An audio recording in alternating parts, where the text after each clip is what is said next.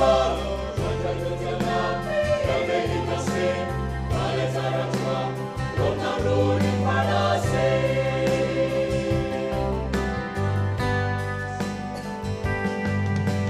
Pilihkan sangor buang manginam, Rondo nalihat bumi asam, Riliti bangit, menenangkan salah. Lumret hetan tile mitlihe, Wisenin sokeng dumogadu, Tumbat yantunim, menenangkan engause. Volutog bagi satumlar, Nabi natumler, Opai dominan, Malina model, Oleh pinamin, Nadona hiangan Deo. Satu-satu mencaku, Parkile kapal, Longre berjalan, Kami dikasih, Pada cara Tuhan, Long naruh di padasi.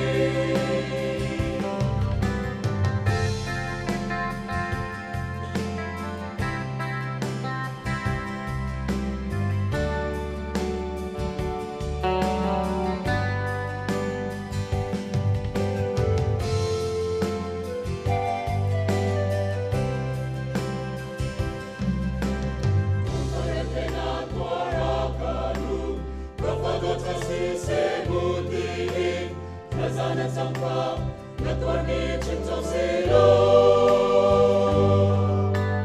Menanti dua pangareng tiang, Ngacana sukan saat Tuhan, Kangonan sini, Mokanu umat dan plan.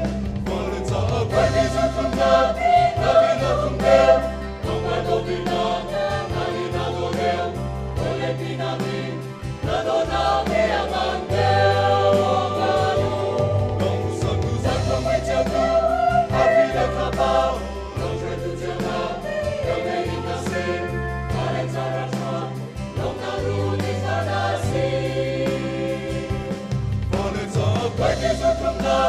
Nabi natumdel, Wapado binang, Malina model, Boleh pinamin, Nadona hiangan Deo.